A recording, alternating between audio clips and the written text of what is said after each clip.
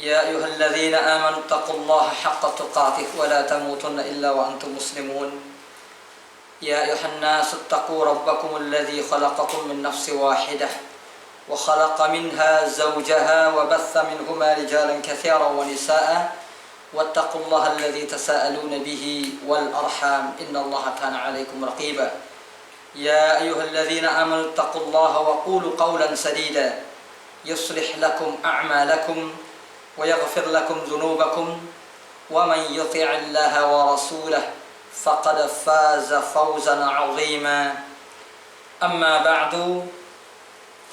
Sahabat muslim dan muslimah dimanapun antum berada, mudah-mudahan Allah Jalla Sya'nuhu wa Ala masih selalu dan senantiasa memberikan kepada kita kenikmatan iman dan Islam, memberkahi setiap hela nafas kita, setiap detik usia kita, sehingga apa yang kita lakukan bisa menjadi mata rantai yang indah dari perjalanan penghambaan diri kita kepada Allah Subhanahu wa Ta'ala.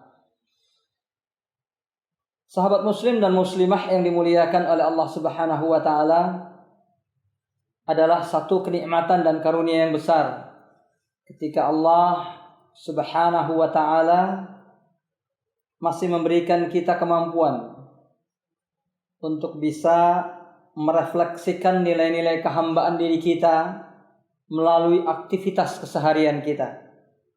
Apapun aktivitas tersebut dan seberapapun kesempatan itu Allah berikan kepada kita, selama kita masih bisa mengindahkan segala aktivitas kita dengan nilai-nilai ibadah kepada Allah Subhanahu wa Ta'ala, baik itu yang terkait langsung dengan hubungan kita kepada Allah dalam wujud ibadah mahdah, ataupun dalam rangkaian aktivitas keseharian kita sebagai manusia. Hablu minan nas, persoalan yang berkaitan dengan muamalah, yang semuanya kita niatkan demi meningkatkan kualitas kemanusiaan kita dan kehambaan diri kita di hadapan Allah Subhanahu wa Ta'ala.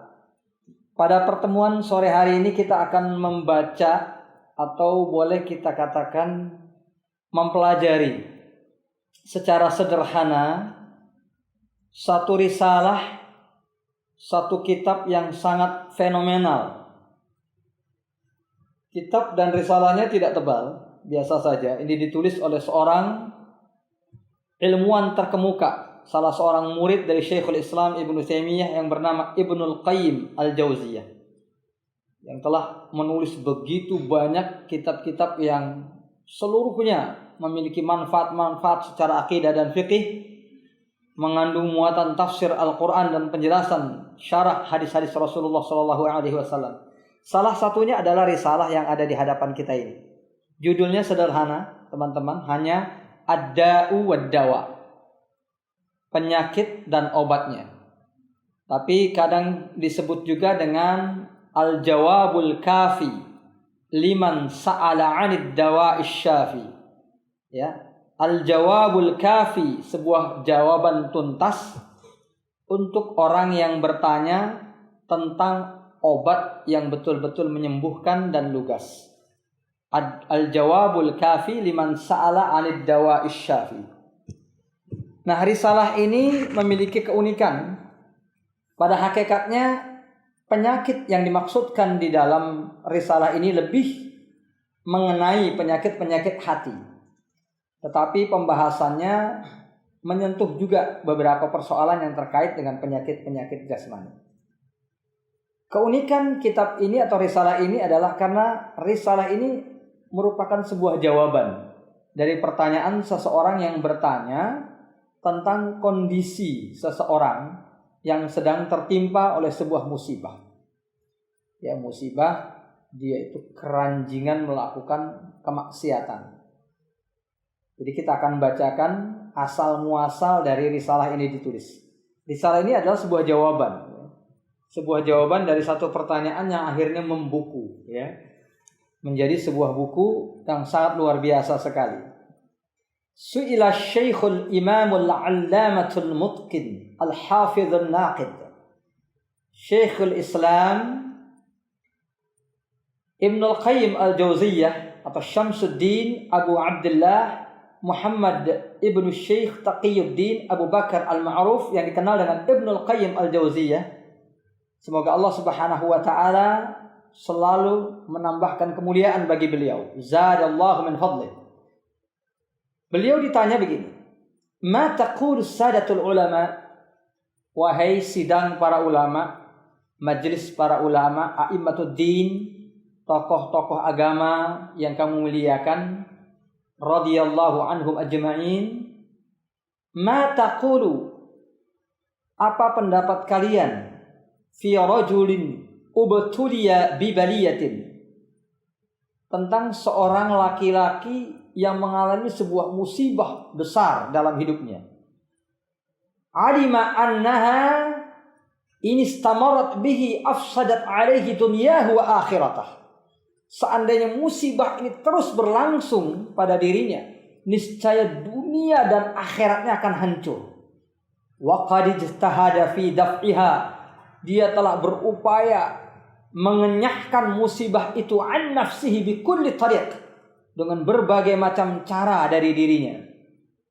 Fama yazdadu illa tawaqqudan wa syiddah, tapi semakin diupayakan untuk dienyahkan musibah atau penyakit tersebut, maka semakin menyala-nyala ya, semakin menghebat, semakin menggelora.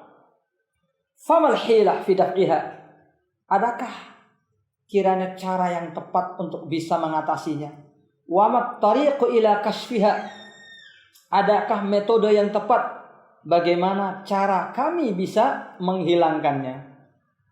Farahimallahu man a'ana mubtalan, semoga Allah memberikan rahmatnya kepada setiap orang yang menolong saudaranya yang tertimpa musibah. Ini sungguh bahasa yang indah ya. Wallahu fi auni al-'abdi ma kana al-'abdu fi auni akhihi. Karena Allah akan senantiasa menolong seorang muslim selama seorang muslim itu menolong saudaranya. Aftuna ma'jurin, berikan kepada kami fatwa rahimakumullah, semoga Allah memberikan rahmat kepada kalian semua. Jadi pertanyaannya ini sangat luar biasa ya.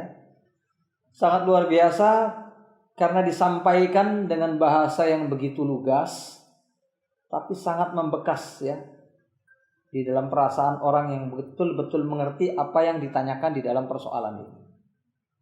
Karena kaitannya tentang hal yang kerap kali terjadi pada diri kaum muslimin dan muslimat.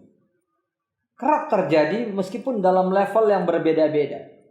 Banyak di antara kita yang mengalami kesulitan untuk mengenyahkan satu kebiasaan buruk dalam dirinya.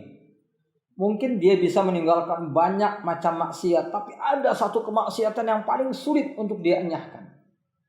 Ada orang yang keranjingan, maaf, berzina. Ada orang yang keranjingan, maaf, onani atau masturbasi. Ada orang yang keranjingan, misalnya mencuri. Jadi ada orang yang sudah punya duit banyak ya, dia sepertinya nggak butuh sesuatu karena hidupnya berkecukupan, tapi karena dia punya kebiasaan mencuri yang sudah mendarah daging, itu kalau nggak nyolong itu rasanya seperti apa ya, perasaan badannya itu seperti meriang kalau nggak nyolong sehari ya. Jadi ini disebut dengan isyak, nanti ada pembahasannya tersendiri isyak ya. Jadi ketika yang namanya penyakit itu sudah menjadi candu dalam diri kita, itu disebut dalam bahasa tazkiyatun nufus itu dengan istilah isyqun ya. Ya, dalam bahasa Indonesia disebut asyik ya, asyik. Keasyikan itu dalam bahasa Arab sebenarnya, dari bahasa Arab yang artinya adalah kecanduan, keranjingan. Nah, seseorang kadang-kadang kalau sudah keranjingan seperti itu sulit untuk meninggalkan perbuatan tersebut. Meskipun untuk masalah yang lain dia bisa melakukannya. Mungkin dia dari orang yang dulunya banyak bermaksiat kemudian bertobat, dia sudah bisa meninggalkan semua perbuatan maksiat, kecuali satu atau dua maksiat yang masih menggelantung dalam kebiasaannya. Nah, ini yang ditanyakan oleh orang ini. Dan yang luar biasanya dia sudah mengusahakan berbagai macam cara. Ditahan ya, semakin ditahan malah meledak. Ya, ibaratnya ditahan sehari, 2 hari, ketika meledak malah daya ledaknya itu berlipat-lipat. Ibarat kuda keluar dari kandangnya. Jadi itu satu pertanyaan yang sangat luar biasa sekali. Fakataba Syekh, yang kemudian Syekh rahimahullah ta'ala menulis jawabannya dalam satu kitab ini. Sahabat muslim dan muslimah yang dimuliakan oleh Allah Subhanahu wa taala. Alhamdulillah, amma ba'du, kata beliau, faqad sabata fi sahihil Bukhari. Diriwayatkan dalam Sahihul Bukhari. Jadi sebelum beliau membahas jawaban dari pertanyaan tersebut, beliau ingin mengulas tentang bahwasanya apa yang dialami oleh orang tadi itu penyakit. Jadi penyakit itu bukan hanya penyakit lahiriah, tapi juga ada penyakit batiniah. Penyakit itu bukan hanya penyakit fisik, tapi juga ada psikis. Jadi Ibnu Qayyim ini digelari dengan tabibun nufus, ya. Disebutkan juga mu'alijul qulub, ya. Tabibun nufus atau mu'alijul qulub itu adalah dokter yang spesialis di bidang penyakit kejiwaan, ya. Jadi mungkin di masa itu belum begitu dikenal sekali, ya, dokter kejiwaan, tapi Ibnu Qayyim sudah dikenal sebagai tabibun nufus, ya. Beliau bukan bersekolah di tempat yang resmi, tapi keilmuan beliau di bidang ilmu kedokteran yang luar biasa, yang beliau sandingkan secara rapi sekali dengan kedokteran Nabi, ya, dengan Tibbun Nabawi. Itu yang akhirnya melahirkan banyak sekali kemampuan-kemampuan luar biasa dari beliau untuk mengobati penyakit hati di samping penyakit fisik, ya, penyakit hati. Maka beliau digelari dengan tabibun nufus atau mu'alijul qulub. Sahabat muslim dan muslimah yang dimuliakan oleh Allah, maka di awal kitab ini beliau menjelaskan satu hadis, ya, yang menceritakan tentang penyakit. Karena apa yang ditanyakan oleh orang tadi adalah tentang penyakit hati. Min hadis Abi Hurairah, dari Abu Hurairah diriwayatkan anin Nabi sallallahu alaihi wasallam annahu qala, bahwasanya Nabi bersabda, ma anzalallahu da'an illa anzala lahu shifaan. Saya akan terjemahkan dengan terjemahan yang betul dulu, ya. Setiap kali Allah itu menurunkan penyakit, pasti Allah akan menurunkan penyembuhnya. Saya ulangi lagi. Setiap kali Allah menurunkan penyakit, pasti Allah menurunkan penyembuhnya. Saya katakan ini sebagai terjemahan yang betul, karena kalau terjemahan secara harfiahnya, ma anzalallah, tidaklah Allah menurunkan penyakit, illa, kecuali anzala, Allah menurunkan penyembuhnya, ya. Tidaklah, melainkan itu adalah dialek bahasa Arab, ya. Jadi umum seperti itu, sementara dalam bahasa kita sebenarnya nggak lazim, ya. Bisa digunakan, tapi konteksnya itu hanya sesekali. Tetapi kalau dalam bahasa Arab itu lazim. Tapi kalau di Indonesia kan menjadi tidak lazim, bahkan kadang-kadang menjadi sangat tidak pantas, ya. Contohnya misalnya, ma min sahabiyyin illa wa qad alima dzalik. Tidaklah masing-masing sahabat melainkan mengetahui hal itu, ya. Tidaklah masing-masing sahabat melainkan. Jadi gak enak didengar, ya. Padahal maksudnya adalah setiap sahabat pasti mengetahui itu. Jadi biasanya kita terjemahkan dengan pasti atau hanya. Kadang-kadang bisa diterjemahkan seperti itu ketika konteksnya tepat, ya, ketika konteksnya tepat. Tapi tidak setiap kalimat seperti itu diterjemahkan dengan yang sama dalam bahasa kita. Jadi artinya, intinya, setiap kali Allah itu menurunkan penyakit, Allah itu pasti menurunkan obatnya. Allah pasti menurunkan penyembuhnya. Jadi ini adalah konteks yang jelas, ya, sangat jelas sekali di dalam hadis, bahwa tidak ada penyakit di dunia ini yang tidak ada obatnya. Jadi para ulama banyak menjelaskan hadis ini, pertama berkaitan dengan qada dan qadar, ya. Bahwa Allah telah menakdirkan penyakit itu menjadi bagian dari kehidupan manusia. Ya, ada manusia, ya ada penyakit. Ya, tidak mungkin kita hidup di lingkungan, ya, di satu zaman, di satu masa di mana penyakit itu nggak ada. Ya, jadi penyakit itu hadir bersama kehidupan manusia. Itu qada dan qadar. Dan Allah juga menakdirkan, ini karena masalah qada dan qadar ini, ya. Tidak, Allah menakdirkan juga setiap penyakit yang Allah ciptakan itu memang sudah Allah ciptakan juga penyembuhnya. Sudah Allah ciptakan juga obatnya. Jadi ini pertama persoalan yang berkaitan dengan takdir, kita harus mengimani itu. Itu satu hal yang pasti. Dan yang kedua adalah keyakinan dalam diri seorang muslim, ya. Setiap kali dia ditimpa atau mengalami penyakit apapun, atau sedang berhadapan dengan penyakit apapun, bahwa kesembuhan itu pasti akan bisa terjadi. Bahwasanya obat dari penyakit tersebut betapapun peliknya itu pasti ada. Itu keyakinan itu harus ada di dalam diri seorang mukmin, ya. Sebatas keyakinan itu saja sudah melahirkan pahala. Mau dia akan dapat obatnya atau enggak, ya. Mau dia termasuk di antara orang yang bernasib punya penyakit kemudian disembuhkan dengan obat tersebut, atau bernasib sebagai orang yang menemukan obat lalu membantu menyembuhkan orang lain, atau dia tidak termasuk di antara keduanya, ya, sakit kemudian enggak sembuh. Setiap ada keyakinan itu sudah ada pahalanya. Sebatas keyakinan saja. Kita yakin saja bahwa setiap penyakit itu ada obatnya. Itu sudah merupakan pahala. Sama dengan seorang mukmin yang ketika dia bekerja mencari nafkah, bismillah saya bekerja mencari nafkah, ya, karena Allah Subhanahu wa taala untuk memenuhi kewajiban saya sebagai seorang muslim. Sudah itu berpahala. Soal nanti pahalanya itu akan dibayar dengan hasil kontan pada hari itu juga atau tidak, itu persoalan lain. Karena bagi seorang muslim melakukan amal perbuatan dengan berpahala saja itu sudah di atas segala-galanya. Dia tidak dapat yang dekat, dia akan dapat yang jauh. Dia tidak dapat yang sederhana, dia akan dapat yang luar biasa. Karena pahala di akhirat itu jauh lebih bermakna daripada kebaikan di dunia.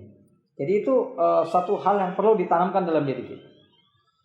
Kemudian yang ketiga, para ulama menjelaskan bahwa hadis ini seyogyanya juga merupakan anjuran bagi kita untuk bersama-sama bekerja mencari obat dari setiap penyakit. Artinya ilmu kedokteran itu bagian daripada ilmu yang hukumnya fardun lil kifayah. Fardun lil kifayah apa? Wajib dipelajari oleh kaum muslimin tapi bukan oleh setiap individu. Seandainya udah ada sebagian di antara mereka yang mempelajarinya dan dianggap cukup, maka itu merupakan kewajiban yang sudah tertunaikan. Tidak menjadi beban lagi bagi yang lain. Tetapi fastabiqul khairat. Hukum fastabiqul khair, berlomba-lomba mencari kebaikan, itu berlaku dalam hal ini. Ya, kalau ada seorang guru yang mengatakan ini persoalan, ya, jawabannya sudah ada tapi saya sembunyikan. Masing-masing di antara kita kan pasti akan berusaha untuk mencari di mana jawabannya diletakkan di situ, ya. Masih ingat dulu kegiatan mencari jejak, ya. Jadi biasanya kalau kita ikut kegiatan semacam pramuka dan lain-lain, ya, ada sesuatu yang sudah ditaruh, tapi kita tinggal mencarinya. Lalu kita diajarkan berbagai macam cara, metode untuk mencarinya. Entah itu dengan kerja sama tim atau secara individu, ya, masing-masing di antara kita berlomba mendapatkan. Seperti itulah kira-kira. Jadi Allah Subhanahu wa taala sudah memberikan ultimatum bahwa setiap penyakit ada obatnya. Masing-masing di antara kita berlomba untuk mendapatkannya. Fastabiqul khairat. Jadi ilmu kedokteran hukumnya adalah fardun lil kifayah untuk dipelajari. Kemudian selanjutnya adalah bahwasanya orang-orang yang beriman seyogianya menjadi orang yang paling optimis untuk mencari kesembuhan dari setiap penyakit. Ini poin penting. Karena orang-orang yang tidak beriman dengan iman Islam yang dibawa oleh Nabi Muhammad SAW, ya, sebagai Islam akhir zaman, ya, sebagai agama terakhir yang diturunkan Allah kepada para nabi. Mereka yang tidak memeluk agama ini, itu mereka tidak memiliki kepastian tentang adanya penyakit dari setiap obat. Obat dari setiap penyakit. Tidak memiliki. Mereka kalau ada penyakit berusaha dicari. Ya? Tetapi apakah itu pasti ada apa enggak? Itu enggak ada dalam otak mereka. Bisa jadi ada, bisa jadi enggak. Bisa jadi sebuah penyakit langsung diberikan label penyakit yang tidak ada obat. Mereka bisa berkata begitu. Sementara orang-orang Islam itu sudah punya keyakinan bahwasanya penyakit itu pasti ada obatnya. Nah, orang yang yakin akan adanya sesuatu seharusnya lebih termotivasi dalam melakukannya dibandingkan orang lain. Ya, bisa dipahami di sini, ya. Setiap orang yang mengetahui secara pasti, ya, ini apa yang saya cari ini pasti ada, itu pasti semangatnya akan berlebih dibanding orang yang mau mencari tapi belum tahu pasti. Ini kira-kira ada apa enggak? Mana kira-kira yang lebih termotivasi? Yang tahu, yang mengerti betul bahwa itu pasti ada. Ya, kalian fiddin yang dimuliakan oleh Allah Subhanahu wa taala. Dan kemudian selanjutnya ma anzalallahu da'an illa anzala lahu syifaan. Setiap Allah itu menurunkan penyakit pasti Allah akan menurunkan penyembuhnya. Jadi syifa itu dijelaskan, ya, oleh sebagian ulama. Jadi ada perbedaan antara dawa dengan syifa. Jadi syifa itu lebih luas maknanya daripada dawa. Dawa itu obat. Syifa itu penyembuh. Artinya apa? Ada sebagian di antara penyakit itu yang tidak memerlukan obat tertentu untuk sembuh. Jadi pahamin ya. Kadang-kadang bisa jadi misalnya sembuh dengan banyak berolahraga, sembuh dengan banyak beraktivitas, ya, dengan melakukan hal-hal tertentu atau berada di tempat tertentu, tanpa adanya obat khusus untuk dikonsumsi. Jadi setiap penyakit itu pasti ada syifa. Syifanya itu bisa berupa dawa, bisa berupa obat, bisa berupa non obat. Jadi ini yang harus dipahami, ikhlaskan fiddin ya. Jadi syifa di sini artinya lebih luas daripada dawa. Ini hadis pertama yang disampaikan oleh Ibnul Qayyim.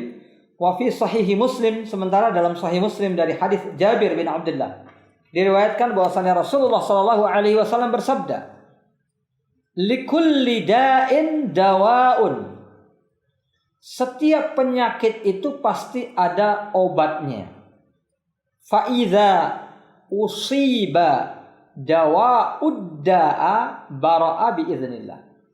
Ketika obat itu bisa bersentuhan langsung dengan penyakit, ya, obat itu bisa bereaksi langsung pada penyakit, maka penyakit akan sembuh dengan izin Allah. Jadi di sini ada faedah tibbiyah, ya, ada rahasia medis ya, yang luar biasa. Jadi Allah Subhanahu Wa Taala itu menurunkan obat bagi setiap penyakit. Kemudian setelah obat itu ditemukan, salah satu di antara konsep medis adalah idza usibat dawa'ud da. Ketika obat tersebut bisa bersentuhan langsung, bisa bereaksi langsung pada penyakit tersebut, maka penyakit itu akan sembuh dengan izin Allah. Kenapa disebutkan fa idza usibat dawa'ud da? Ya. Obat bersentuhan atau bereaksi langsung pada penyakit. Ya, karena kadang-kadang ketidaksembuhan seseorang atau belum sembuhnya seseorang dari penyakit itu bukan karena obatnya tidak ada, obatnya belum ada, tapi obatnya tidak bisa bereaksi pada penyakitnya. Itu nanti sebagian akan dijelaskan oleh Ibnu Qayyim pada beberapa lembar berikut pembahasannya. Tidak bereaksi kenapa? Karena banyak sebab. Ya, karena banyak sebab. Misalnya ketika kamiyatud dawa, kuantitas obat tidak mencukupi. Ya, jadi obatnya itu sudah tepat, tapi kuantitasnya belum cukup. Ini digambarkan di dalam satu hadis ya, ketika seorang sahabat sedang dalam keadaan mengalami salah satu jenis penyakit perut, kemudian Nabi memberikan kepada dia asal, madu. Ini wahyu dari Allah bahwa itu obatnya. Jadi Nabi tidak melakukan penelitian medis, enggak, langsung dari Allah ya. Orang itu dikasih madu, diminumkan, datang lagi, ya Rasulullah ini bertambah sakit, kasih lagi. Ya Rasulullah bertambah sakit lagi, kasih lagi. Ya, ketika sudah beberapa kali dikasih begitu, kata Nabi, minumkan lagi madu tersebut. Ya, Allah itu maha benar dan yang berdusta adalah perutnya. Ya, kemudian setelah itu dia sembuh. Ya, kemudian Ibnu Qayyim menjelaskan bahwa ini menunjukkan bahwa yang namanya obat itu perlu kamiyah. Ya, perlu kuantitas yang cukup untuk mengatasi penyakit. Jadi kalau kuantitas nggak cukup, itu juga tidak bisa mengatasi penyakit tadi, tidak bisa bereaksi penyakit tadi. Kemudian yang kedua adalah waktu yang tepat. Makanya ada obat yang dikonsumsi sebelum makan misalnya, atau justru dikonsumsi sesudah makan, atau beberapa saat sesudah makan. Ya, karena masing-masing di antara obat itu punya reaksi sendiri-sendiri. Ya, dia ada misalnya nutrisi ya, nutrisi serapan yang ada dalam buah-buahan. Ya, itu tidak bagus dikonsumsi setelah makan langsung ya. Ketika organ-organ tubuh sedang sangat sibuk mengolah makanan berat. Ya. Makanya buah itu lebih bagus dikonsumsi sebelum makan.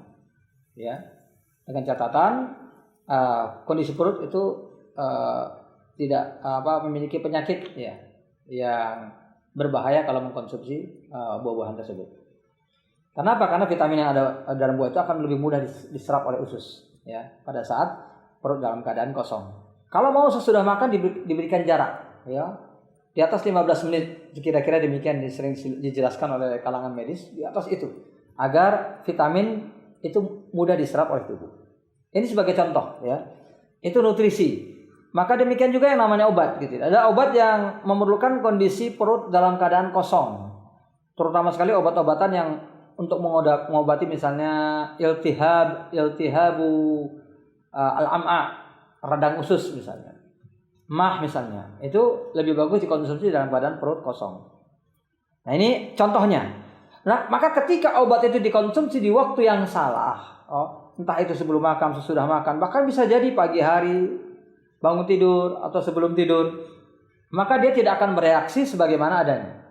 Tidak akan bereaksi pada penyakit tersebut. Kemudian juga cara mengonsumsinya. Cara mengonsumsinya, makanya Ibnu Qayyim sering menyebutkan al-riq, ya, dikonsumsi itu langsung ditelan bersama dengan ludah. Ya, kadang-kadang ada sebagian di antara obat itu yang dicampur dengan air, ya. Jadi konsumsi madu sendiri, kata Ibnu Qayyim, itu berbagai macam cara digunakan, tidak selamanya sama. Untuk penyakit ada yang dioleskan, ya.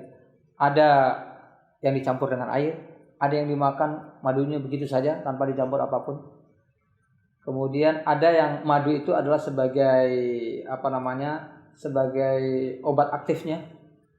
Ada juga dia hanya sebagai base, ada juga sebagai katalisator untuk meningkatkan kualitas obat dan macam-macam, ya.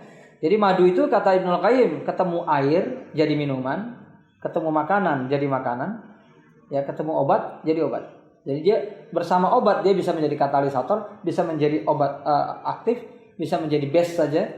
Base itu kalau kita misalnya obat batuk misalnya, obat batuk yang diminum itu kan base-nya itu kan dari gliserin namanya, ya. Gliserin itu bentuknya kayak madu, ya.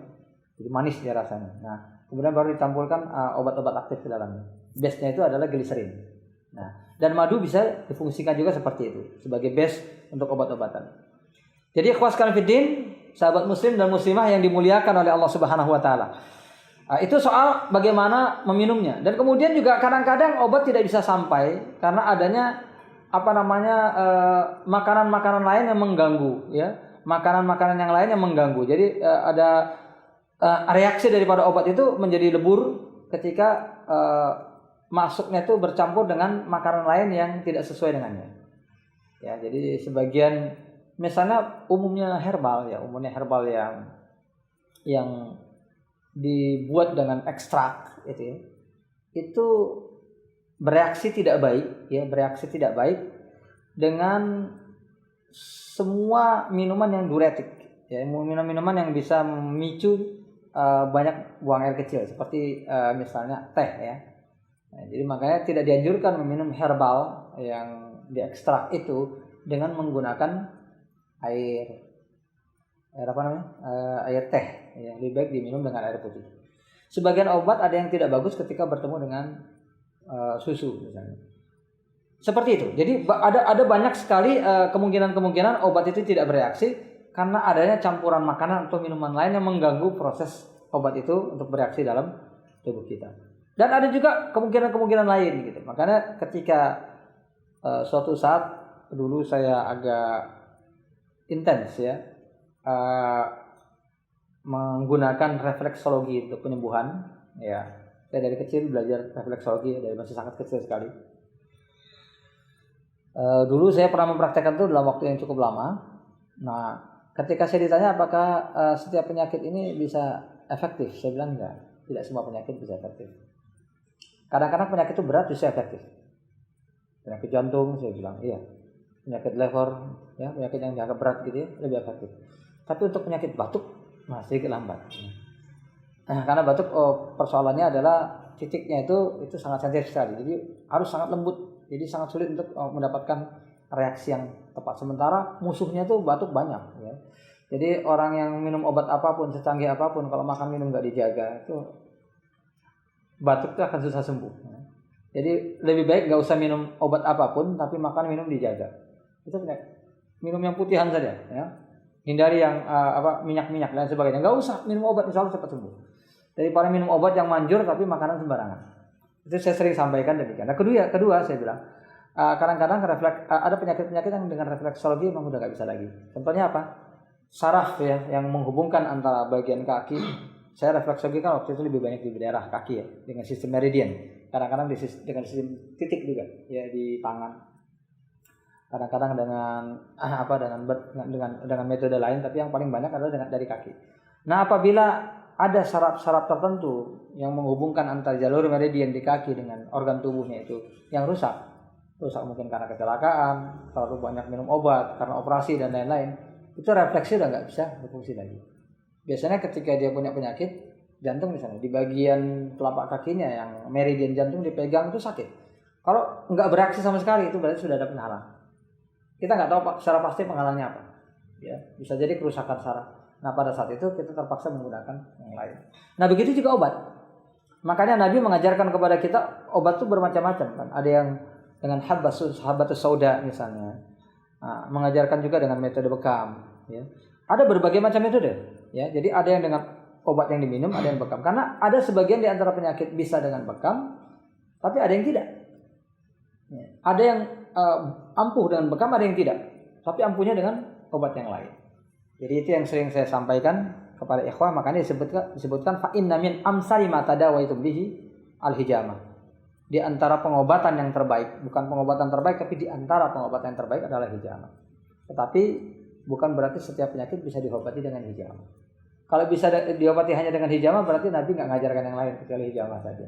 Itu pandangan fikihnya seperti itu ya. Jadi pandangan secara fikih seperti itu. Jadi kita kembali pada persoalan ya. Ini singkat tapi perlu penjabaran yang panjang. Ya. Jadi ketika obat itu sudah bisa bereaksi langsung pada penyakit, maka penyakit akan sembuh. Tapi obat itu bisa bereaksi atau tidak itu banyak sebabnya. Dan ada beberapa sebab lain, tapi insya Allah nanti akan kita sampaikan dalam penjelasan akan datang. Tapi intinya demikian. Wa fi musnadil Imam Ahmad, kemudian dalam musnad Imam Ahmad diriwayatkan min hadis Usamah bin Syuraik. Dari hadis Usamah bin Syarif. Diriwayatkan bahwa Nabi SAW bersabda, "Innallaha lam yunzil da'an illa anzala lahu shifaan." Setiap kali Allah menurunkan penyakit, pasti Allah menurunkan obatnya. Alimahu man alimahu, jahilahu man jahilahu. Hanya saja ada orang yang tahu dan ada yang tidak. Ya. Ada yang tahu dan ada yang tidak. Alimahu man amilahu, jahilahu man jahilahu. Wa hadza min fadlillah subhanahu wa ta'ala, dan semua itu adalah dari keutamaan Allah subhanahu wa ta'ala, bahwa Allah subhanahu wa ta'ala bikulli syai'in alim. Hanya Allah yang maha mengetahui tentang segala sesuatu. Dokter yang sehebat apapun bukan berarti bisa menemukan obat dari segala penyakit. Kadang-kadang obat itu ditemukan oleh orang yang tidak selayaknya dia menemukan obat tersebut. Jadi ini rahasia Allah subhanahu wa ta'ala. Jadi jangan heran ketika banyak obat-obatan yang muncul ya, itu kadang-kadang bukan selalu dari kalangan orang yang bergerak di bidang medis ya. Kadang-kadang ditemukan secara tidak sengaja. Yang kemudian diteliti secara kedokteran, ternyata itu merupakan obat yang selama ini dicari. Jadi ini hal yang seharusnya ditanamkan dalam diri kita, bahwasanya ketika kita mau berobat ya, itu hendaknya pertama kali kita berdoa kepada Allah Subhanahu wa taala. Allah yang menurunkan penyakit, Allah yang menyembuhkan, maka hendaknya kita berdoa kepada Allah. Ketika Allah memberikan penyakit, wa idza maritu fa huwa yashfin. Ketika aku sakit, maka Allah lah yang akan memberikan kesembuhan kepadaku. Ya Allah, berikanlah kesembuhan kepadaku dengan cara yang Engkau ketahui. Tidak ada yang mengetahui segala sesuatu kecuali Engkau. Ya, bisa saja itu kemudian disembuhkan dengan cara yang sama sekali tidak pernah kita duga. Jadi khosfafidin yang dimuliakan oleh Allah Subhanahu wa taala. Jadi kadang-kadang demikian ikhwah ya. Jadi saya pernah ceritakan kepada sebagian ikhwah ya, saya dulu pernah di satu malam itu kena penyakit pusing gitu. Jadi pusing sekali. Pagi harinya saya ke dokter dikasih obat pusing. Setelah saya minum obatnya, siang harinya pandangan mata saya hilang satu. Buta, sama sekali buta. Buta sama sekali, yang kanan saja. Jadi saya datang lagi ke dokternya. Dok, ini kok saya tadi habis minum obat malah mata saya. Oh, berarti itu bukan sakit pusing. Saya langsung dirujuk ya, rumah sakit. Iya, waktu itu di Yogyakarta, dan kemudian setelah itu diperiksa. Ini Pak, jenis penyakit baru ini Pak. Sebenarnya penyakit ini datang dari otak tapi menyerang saraf menuju mata. Kami hanya bisa berusaha untuk menahan jangan sampai dia kena mata yang satu, itu saja. Karena belum ada caranya sampai sekarang untuk menyembuhkan. Ini ya sudah, saya berobat di sana berkali-kali, hanya diberikan resep bagaimana supaya mata saya yang satu tidak kena, itu saja. Kemudian saya berobat dengan avasinologi, berobat akupuntur, sana kemari saya berobat ya, tidak ada kemajuan sama sekali. Jadi waktu itu saya baru ingat kalau saya selama ini punya kemampuan ya sedikit lah tentang refleksologi, tahulah tentang refleksologi. Cuman persoalannya refleksi yang paling bagus itu kan dari telapak kaki, dan itu nggak bisa dilakukan dalam kondisi kaki itu tidak diluruskan. Kan otomatis saya susah untuk merefleksi diri saya sendiri. Itu kelemahannya. Akhirnya salah seorang guru mengaji pada waktu itu yang juga sahabat saya ajak, mau nggak kamu saya ajari refleksologi? Mau sekali katanya. Karena dia tahu dulu dia pernah sakit tipus, alhamdulillah saya refleksi waktu itu sembuh dengan izin Allah. Akhirnya dia belajar, tapi syaratnya satu ya, saya minta antum bantuin pijat saya. 2 hari sekali aja gak apa. Akhirnya saya dipijat, kemudian saya ajari titik-titiknya dia pijat. Beberapa kali pijat, ketika saya pulang dari masjid, saya tutup mata kiri saya lihat kanan saya itu ada bayangan lewat. Jadi baru bayangan. Sebelumnya kan gelap total. Salah nggak bayangan? Ada orang lewat lagi, bayangan kelihatan. Ya, waktu itu saya langsung sujud syukur, alhamdulillah. Ya, ternyata ada terbuka. Akhirnya dilanjutkan selama beberapa kali sampai akhirnya 80% lebih mungkin sudah bisa melihat. Cuman qadarullah pada waktu itu saya pindah, jadi proses berhenti gitu. Tapi saya sudah alhamdulillah ya, sudah hampir 100% kembali ke asal. Jadi itu saya sebagai contoh saja ikhwah, bahwasanya kesembuhan itu kadang-kadang datang lewat hal yang kita duga-duga gitu. Saya cari ke sana kemari obatnya, ternyata obatnya ada di dekat saya sendiri. Ya, dan belum tentu setiap penyakit juga bisa saya perlakukan dengan hal yang sama gitu loh. Saya mungkin kadang-kadang butuh orang lain untuk membantu saya. Ya, jadi itu wa fi lafdin, kemudian dalam lafal yang lain disebutkan innallaha lam yadh' da'an, setiap kali Allah itu menciptakan penyakit illa wada'alahu syifaan au dawa, Allah pasti akan menciptakan obat atau penyembuh. Itu yang saya sebutkan tadi, karena syifa dan dawa itu punya makna yang berbeda. Illa da'an wahidan, kecuali satu penyakit. Faqalu ya Rasulullah ma huwa, penyakit apa itu wahai Rasulullah? Al-haram, yaitu penyakit kematian. Qala Tirmizi hadza haditsun sahih. Ya, yang dalam riwayat yang lain disebut dengan as-sam, ya. As-sam, wa mas-sam ya Rasulullah, apa itu sam? As-sam itu adalah al-maut. Jadi berkaitan dengan haram atau al-maut ini, para ulama berbeda pendapat tentang hakikatnya. Tapi yang jelas, apakah itu merupakan penyakit atau hanya sebutannya saja sebagai penyakit?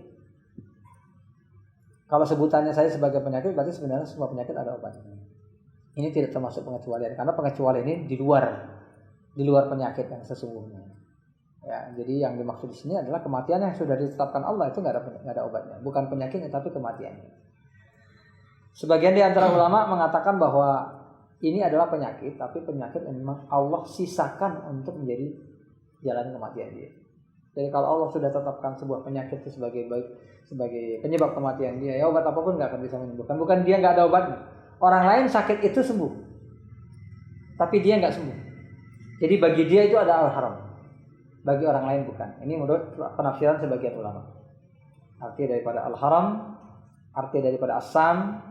Jadi ada yang mengatakan al-haram ini penyakit tua, pikun, ya. Itu menurut penafsiran sebagian ulama. Al-haram itu adalah penyakit pikun, ya, yang sering mengenai orang yang sudah tua, ya. Dan banyak lagi ya penjelasan para ulama tentang arti al-haram. Tapi intinya adalah ada sebagian di antara penyakit itu yang Allah sisakan.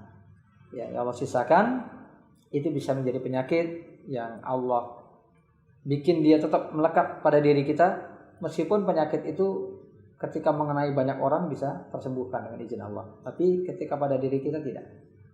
Jadi itu disebut dengan as-sam atau al-haram.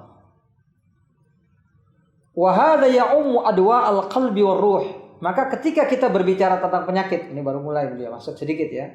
Ketika kita bicara tentang penyakit dan obat, maka obat-obat tersebut adalah berkaitan dengan ya'ummu adwa al-qalbi, meliputi segala bentuk penyakit hati, roh, penyakit rohani, wal badan, ya, wa adwiyataha, dan obat-obatnya. Waqad ja'ala Nabi sallallahu alaihi wasallam al-jahla da'an wa ja'ala dawa'ahu su'al al-ulama. kebodohan, ketidaktahuan itu dianggap penyakit oleh Nabi, disebut sebagai penyakit, dan obatnya adalah bertanya kepada para ulama.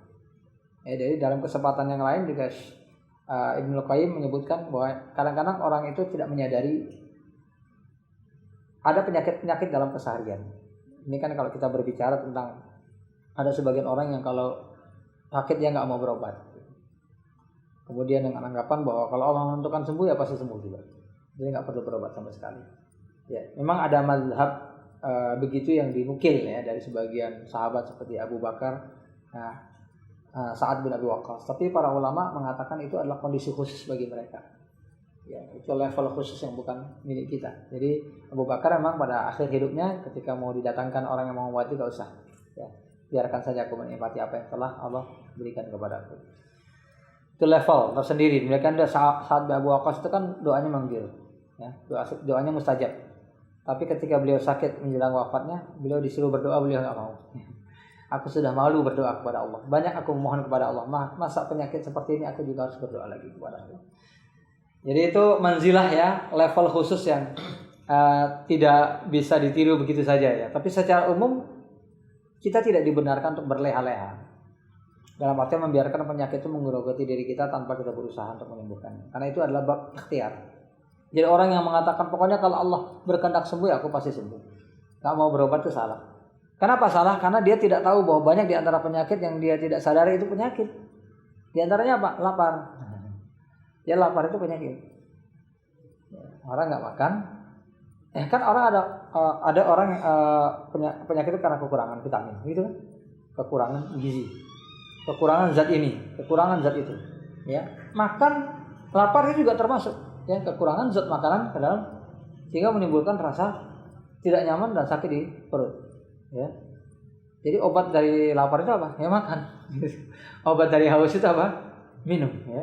Jadi lapar dan haus itu adalah penyakit. Dalam konteks tersendiri itu adalah penyakit. Sebagaimana ketidaktahuan atau kebodohan itu juga penyakit yang harus diobati. Orang anggap mungkin nggak tahu, bukan penyakit, tapi Nabi mengatakan itu penyakit. Karena ada sesuatu yang tidak sepantasnya ada dalam dirinya. Diriwayatkan Abu Daud dalam sunannya dari hadis Jabir bin Abdullah. Ya, kharajna fi safarin fa asaba rajulan minna hajarun. Ya, suatu ketika kami dalam perjalanan ada seorang di antara kami kena batu kepalanya. Ya, fashajjahu fi ra'si sehingga kepalanya bocor. Tsumma ihtalama, kemudian ketika tidur dia bermimpi, mimpi basah maksudnya. Fasa'ala ashabahu, dia bertanya kepada teman-temannya, hal tajiduna li rukhsatan fit tayammum? Bisa enggak orang sepertiku ini bertayamum, enggak usah mandi aja. Nah, kepalaku bocor ini, ya. Qalu ma najidu laka rukhsah. Enggak. Yang namanya kewajiban ya wajib. Ya harusnya mandi ya wajib mandi, tapi kepala saya bocor, tetap wajib mandi.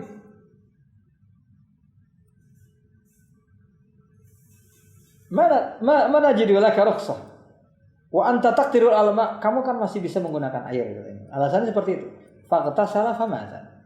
Lalu dia mandi, nah itu dia mati. Ya, mandi mati, ya. Falamma qadimna 'ala nabi, ketika kami berjumpa dengan Rasul sallallahu alaihi wasallam, ukhbira bidzalik. Nabi diberitahukan tentang hal tersebut. Beliau langsung bersabda, qatalu. Mereka telah membunuhnya.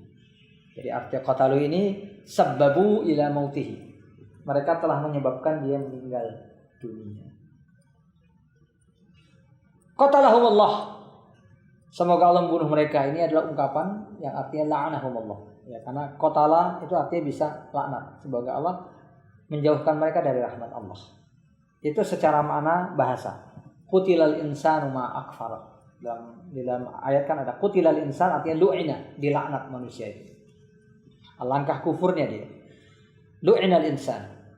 Kemudian dijelaskan juga oleh para ulama bahwa apa yang diungkapkan Nabi bukanlah merupakan pemastian ya bahwa Nabi memang menginginkan mereka itu betul-betul terlaknat. Tidak. Tetapi apa yang disebutkan oleh Nabi tetap doa wala. Doa wala itu apa? Doa yang enggak baik untuk sahabatnya. Sebagai pelajaran, kepada orang-orang tersebut sebagai pelajaran. Kita enggak menyebut sebagai sahabat ya. Kepada orang-orang tersebut ya. kepada orang-orang tersebut itu sebagai pelajaran bahwasanya apa yang dilakukan itu sungguh sangat ceroboh sekali, perbuatan yang sangat dibenci oleh Allah dan Rasul. Ya tidak layak untuk dijadikan ikutan. Jadi apa yang dilakukan oleh Nabi, kali lagi itu merupakan pelajaran bagi kita gitu. Jangan kita sampai niru ya orang-orang yang hidup bersama Nabi saja sampai didoain seperti itu oleh Nabi gara-gara melakukannya. Ya.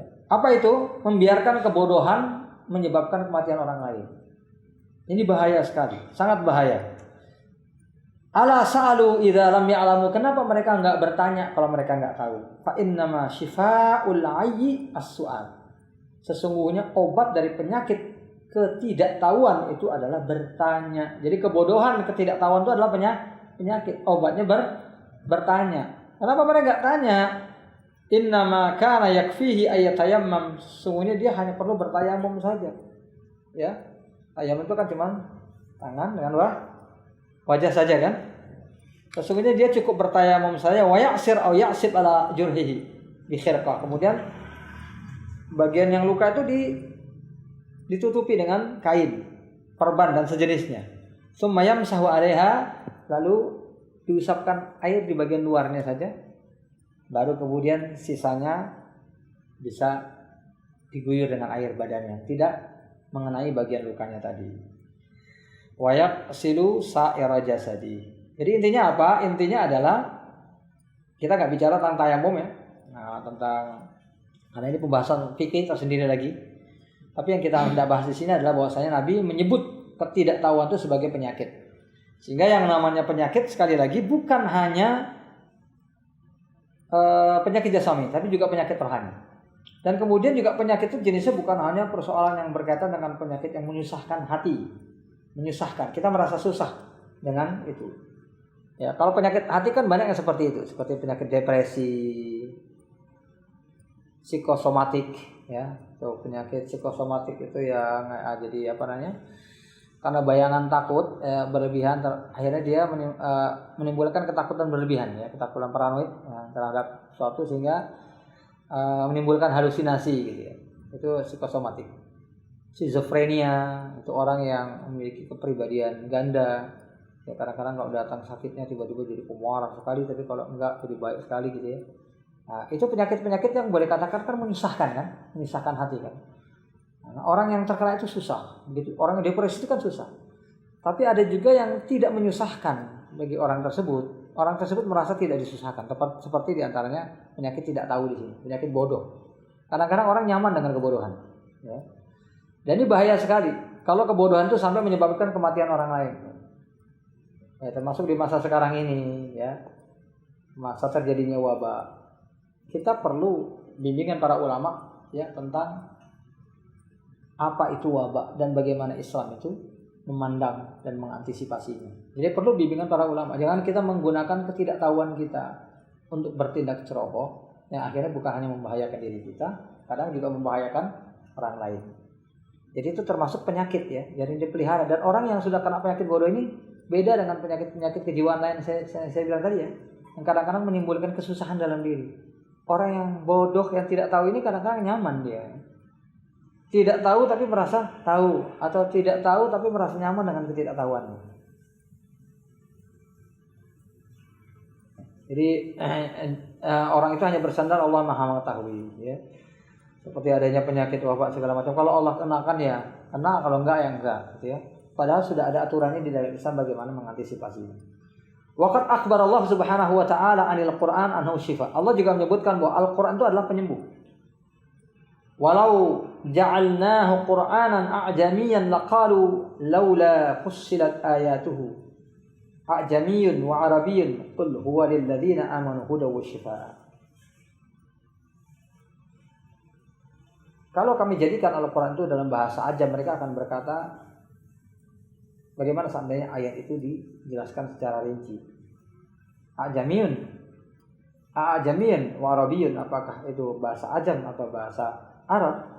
Katakanlah bahwa Al-Quran itu adalah untuk orang-orang yang beriman, huda wa shifaa, merupakan petunjuk dan penyembuh. Ya, jadi memang qadarullah bahwa Al-Quran itu diturunkan dalam bahasa Arab. Nah, tapi di masa-masa dahulu, ya, Di zaman Bani Israel itu kitab diturunkan dalam bahasa Ibrani, ya. Dan bisa jadi sebagian di antara kitab diturunkan dalam bahasa lain yang kita tidak tahu karena kita tidak mendapatkan kabarnya secara rinci. Tapi Al-Quran yang diturunkan kepada Nabi Muhammad memang dipilih bahasa Arab sebagai bahasanya. Tapi intinya bukan soal Arab atau tidak Arab, ya Al-Quran itu pokoknya diturunkan sebagai petunjuk dan sebagai penyembuh bagi berbagai macam penyakit. Wa nunazzilu minal Qur'an ma huwa syifaa'un wa rahmatul lil mu'minin. Dan kami turunkan Al-Qur'an sebagai penyembuh dan rahmat bagi orang-orang yang beriman. Ha huna li bayanil jinsi. Min ha huna li bayanil jinsi la li tab'id. Kata min wa nunazzilu minal Qur'an dari Al-Qur'an itu kami turunkan penyembuh dan rahmat bagi orang-orang yang beriman. Min di sini bukan litab'id, artinya sebagian dari Al-Quran untuk penyembuh, bukan, tapi libayanil jinsi, bahwa Al-Quran itu memang kalamullah yang salah satu di antara sifatnya itu mutlak untuk seluruh ayat Al-Quran adalah merupakan penyembuh dan juga merupakan rahmat bagi orang-orang yang beriman. Kama qala fil ayatil mutaqaddimah, sebagaimana disebutkan pada ayat yang terdahulu, fa huwa syifaa'un lil qulub, bisa menjadi penyembuh dari hati, min da'il jahli, diantaranya dari penyakit ketidaktahuan, penyakit keraguan-raguan, penyakit kemunafikan. Falam yunzilillahu minas sama'i syifaan qattu ammu wala anfa wala a'zam wala anja fi izalati da' minal Qur'an. Allah tidak pernah menurunkan penyembuh apapun dari atas langit yang lebih bermanfaat, ya, lebih luar biasa, lebih manjur dalam mengatasi segala macam penyakit daripada Al-Qur'an. Ya, Al-Qur'an itu adalah penyembuh yang paling hebat. Dan penyembuhan Al-Quran ini untuk penyakit rohani maupun jasmani.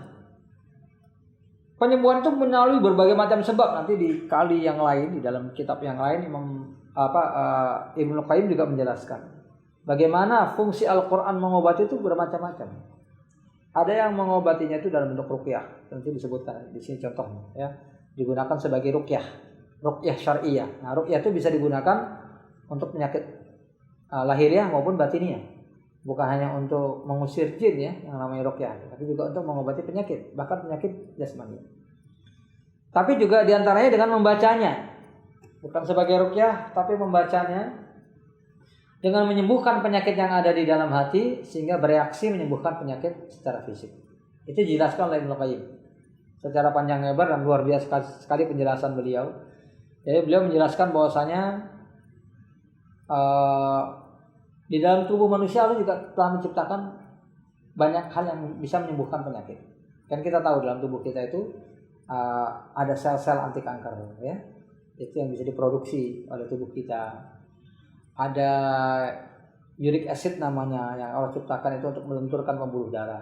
Itu dihasilkan oleh tubuh kita. Jadi tubuh kita itu menghasilkan banyak sekali zat-zat yang berfungsi untuk mengobati penyakit-penyakit yang ada dalam tubuh kita. Tapi itu bisa berfungsi sempurna itu seandainya seluruh organ tubuh itu berfungsi dengan benar. Jantungnya, ya, levernya, semuanya berfungsi dengan baik. Nah, semua organ itu bisa berfungsi dengan baik ketika pasokan daripada nutrisi dan kebutuhan tubuh itu berjalan dengan baik, ya. Ya, terhantarkan secara baik, ya, ke seluruh organ-organ tubuh. Dan itu hanya bisa berlaku ketika darah mengalir dengan sirkulasi darah itu mengalir dengan baik, sirkulasi darah ke seluruh organ tubuh, karena itulah akan membawa nutrisi ke seluruh tubuh, ya, darah tadi, ya, seluruh tubuh. Dan darah itu baru bisa mengalir dengan baik kalau jantung berdetak dengan sempurna, ya, sebagaimana lazimnya, berdetak dengan sempurna sebagaimana lazimnya.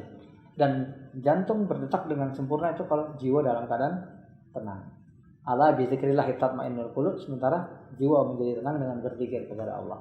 Ini luar biasa, ya. Jadi urusan yang disampaikan oleh Ibnu Qayyim. Jadi bagaimana yang namanya zikir itu berpengaruh untuk mengobati berbagai macam penyakit.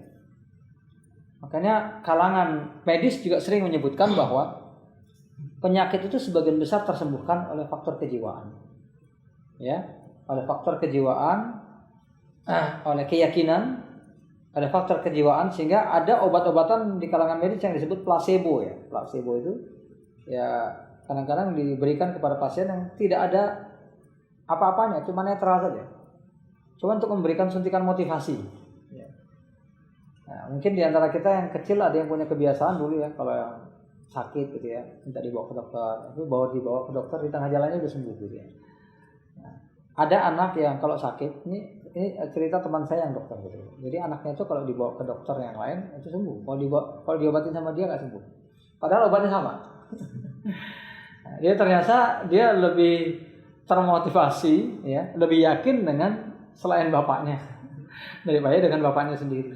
Jadi ternyata faktor kejiwaan itu sangat menentukan. Ya. Jadi itu oleh sebab itu jadi fungsi Al-Quran sebagai obat juga bisa dengan dibaca sehingga melahirkan ketenangan jiwa. Nah, bahwa orang-orang yang beriman itu adalah innamal mu'minuna alladzina idza dzukirallah, seorang mukmin itu bila disebutkan nama Allah wajilat qulubuhum, bergetar jiwanya. Wa idza tuliyat alaihim ayatu, dan apabila dibacakan ayat-ayat zadatkum imana, bertambah keimanan mereka. Jadi dengan membaca Al-Qur'an itu jiwa akan menjadi tenang, iman menjadi bertambah, dan itu akan berfungsi secara aktif membantu kesembuhan berbagai macam penyakit. Ikhwan fillah yang dimuliakan oleh Allah Subhanahu wa taala. Lanjutannya akan kita bahas karena ada pembahasan spesifik tentang persoalan tersebut. Kemudian selanjutnya ini sebagai pembahasan akhir ya. Faqad thabata fi sahihain. Ini untuk menceritakan Al-Qur'an sebagai penyembuh ya, dalam bentuk ruqyah. Dari hadis Abu Sa'id Al-Khudri, "Intalaqa nafarun min ashabin Nabi."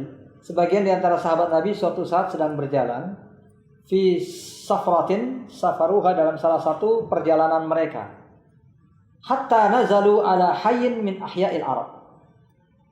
Mereka mampir ke sebuah hay. Ya, hay itu kalau dalam bahasa kita menyerupai dusun. Jadi tempat nih, ruang lingkup yang paling kecil, ruangan RT kalau bahasa kita. Ini hayyin itu lingkungan paling kecil, di atasnya haroh. Di atas haroh Korea. Ya, jadi itu urutannya, Korea besar, haroh lebih kecil, hay paling kecil. Kayak dusun semacam itu. Singgahlah mereka di sebuah dusun min ahya'il Arab, di kalangan masyarakat Arab. Fastadofuha, mereka mau bermalam di sana sebagai tamu. Fa'abau, tapi ditolak. Ayyudayifuh. Falu digosayyidu dzalikal hay. Ternyata ada kejadian yang menimpa kepala suku ya dari dusun tersebut. Dia digigit oleh binatang berbisa. Fas'au ilaihi bikulli syai'. Fas'au ilaihi bikulli syai' dijelaskan oleh Ibnu Hajar Asqalani.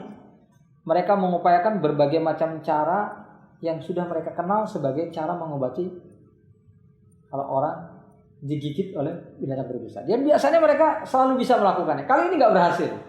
Mungkin ular misalnya yang menggigitnya itu mungkin ular jenis tertentu yang obatnya belum ada sama mereka. Jadi mereka berusaha menggunakan segala cara medis yang mereka tahu dan nggak berhasil. Itu yang dimaksud dengan saw ilaihi bikulli syai'. Falam yanfa'hu syai'un, nggak ada yang manjur. Faqala ba'dhum li ba'din. Lalu sebagian di antara mereka saling ngomong gini, "Lau ataitum haula'i rahat." Coba kita datangi tadi orang-orang yang mau bertamu. Alladzina nazalu, yang katanya mau singgah di kampung kita. La'allahu ayyakuna inda ba'dihim syai'. Mungkin sebagian di antara mereka punya sesuatu yang bisa digunakan untuk membantu kesembuhan. Fa'atauhum faqalu, mereka langsung mendatangi, ayyuhar rahtu, teman-teman. Iya, teman-teman sekarang ya. Karena mau minta tolong dari teman-teman ya. Inna sayyidana Ludiqo, ini kepala suku kami nih disengat oleh binatang berbisa. Wa sa'ina lahu bikulli syai', kami sudah mengupayakan berbagai jenis pengobatan tapi enggak ada yang manjur. Fal inda ahadim minkum min syai', adakah seorang di antara kalian yang punya sesuatu untuk bisa mengobati? Faqala ba'dhum na'am, salah seorang di antara mereka mengatakan na'am. Qila, ada yang mengatakan bahwa orang ini adalah Abu Sa'id Al-Khudri yang meriwayatkan hadis ini. Wallahi inni la arqa, saya punya kemampuan untuk meruqyah syariah itu dengan Al-Qur'an ya. Walakin wallah, tapi demi Allah ya. Laqadis qadafnakum falam tudayyifuna, tadi kan kami mau mampir jadi tamu tapi kalian enggak mau nerima. Fama ana biraqin, saya hanya mau meruqyah dengan catatan hatta taj'alu li ju'la, kami dibayar dengan kambing, ada kompensasinya, kira-kira mau enggak? Fasalahuhum ala qati'in minal ghanam ya. Akhirnya mereka sepakat kalau memang bisa menyembuhkan kami akan berikan ghanam, dan enggak tanggung-tanggung ya. Qati' minal ghanam ini ada yang mengatakan salasun ya, 30 ekor kambing. Dikasihkan ke mereka. Kalau mereka betul ya, karena hartanya orang-orang Badui pada waktu itu kambing ya. Nah, fantalaqa yasfulu alaih. Kemudian membaca surah Al-Fatihah sambil disembur ya. Semburnya puh gitu ya. Baca Al-Fatihah langsung di puh ya. Puh itu meniupkan angin dari mulut yang bisa saja ada percikan dari ludahnya di situ setelah membaca Al-Fatihah. Faka'annama nusyita min iqal, tiba-tiba dia bangkit seperti orang yang lepas dari ikatan. Udah diikat gimana? Langsung lompat gitu ya. Min iqalin fantalaqa yamshi, langsung berjalan, wa ma bihi qalabah, enggak ada lagi goyang-goyang kiri kanan. Biasanya kalau orang baru sakit bangun kan jalannya pegang kiri, mereng ke kiri, mereng ke kanan gitu ya. Enggak ada, dia langsung tegak seperti orang sudah sangat sehat sekali. Fa'aufuhum ju'lahum, akhirnya mereka memenuhi janjinya, mengasihi mereka alladzi salahuhu alaih ya. Sesuai dengan kesepakatan di antara mereka. Faqala ba'duhum iqtasim, ayo kita bagi. Faqala ladzi raqa, orang yang meruqyah tadi jadi ragu. Ini cara kita udah benar apa enggak ini ya? Meruqyah kemudian dengan bayaran seperti tadi. Padahal bayaran tadi sebenarnya karena untuk menghukum orang itu ya, balas dendam. Jadi pada pertemuan yang lalu ya, di pertemuan pagi sudah sampaikan memang kebiasaan orang Arab itu. Jadi orang Arab itu punya satu penyakit ya, kebiasaan dan tanda petik sekaligus penyakit itu ya. Yang sebagian itu disembuhkan melalui ajaran Islam, alhamdulillah. Itu al-akhdzu bis-sa'ri. Suka sekali balas dendam. Itu kebiasaan orang Arab. Makanya kejadian maaf ya yang Hamzah itu ini kan ya, dadanya dibelah, kemudian jantungnya, itu karena balas dendam orang kafir kepada beliau ketika beliau syahid. Itu memang kebiasaan orang Arab seperti itu. Yang Islam yang kemudian memberikan fa'fu wasfahu, maafkanlah, fa'fu wasfahu ini sebenarnya sangat manjur di kalangan orang Arab karena mereka punya kebiasaan yang tidak lazim mungkin di bangsa-bangsa lain, kebiasaan membalas dendam. Jadi ini juga yang mau dilakukan oleh mereka. Tapi mereka akhirnya berpikir, ini kira-kira boleh nggak nih? Faqadimu ala Rasulillah, langsung mereka menemui Nabi. Fadzakaru lahu dzalik, disebutkan kepada Nabi kejadian tadi. Nabi itu bertanya, wa ma yudrika annaha ruqyah. Gimana kamu tahu kalau soal Fatihah tadi bisa dipakai sebagai ruqyah? Jadi ini termasuk asbabul wurud ya. Asbabul wurud tadi dari perbuatan sahabat yang kemudian dibenarkan oleh Nabi, sehingga dia menjadi sunnah. Namanya sunnah takririyah, sunnah berdasarkan ketetapan Nabi. Jadi bukan perbuatan sahabat tadi yang menjadi sunnah, enggak, tapi ketetapan Nabinya. Ini yang disalahpahami sebagian orang ya. Berarti perbuatan sahabat jadi sunnah, enggak. Itu karena ditetapkan oleh Nabi. Sehingga ruqyah dengan Al-Qur'an itu ternyata diperbolehkan, dan asbabul wurudnya adalah ini. Qad asabtum, kalian sudah beruntung ya. Iktasimu, udah bagi-bagi aja. Wadribu lima'akum sahwa. Tapi saya juga kasih dikit lah ya. Dan Nabi berkata kepada mereka, akhirnya dibagi dan Nabi juga diberikan bagian. Nah, ini bagian akhir ya. Faqad asar hadzal dawa'u dan ternyata obat yang merupakan ruqyah Al-Qur'an tersebut bermanfaat untuk mengobati penyakit tadi, wa azalahu, dan menghilangkannya, ka'annahu lam yakun, seolah-olah penyakit itu belum pernah ada. Jadi mungkin sampai di sini saja ikhlaskan video yang kita bahas pada pertemuan kali ini. Insyaallah akan kita lanjutkan pada pertemuan yang akan datang. Mudah-mudahan menjadi bagian yang bisa menambah hasanah keilmuan kita, atau setidaknya mengingatkan kita pada hal-hal yang sudah kita pelajari, meyakinkan kita kembali, termasuk dalam hal-hal yang terkait dengan apa yang sedang kita alami pada masa sekarang ini. Mudah-mudahan bermanfaat. Wassalamualaikum warahmatullahi wabarakatuh.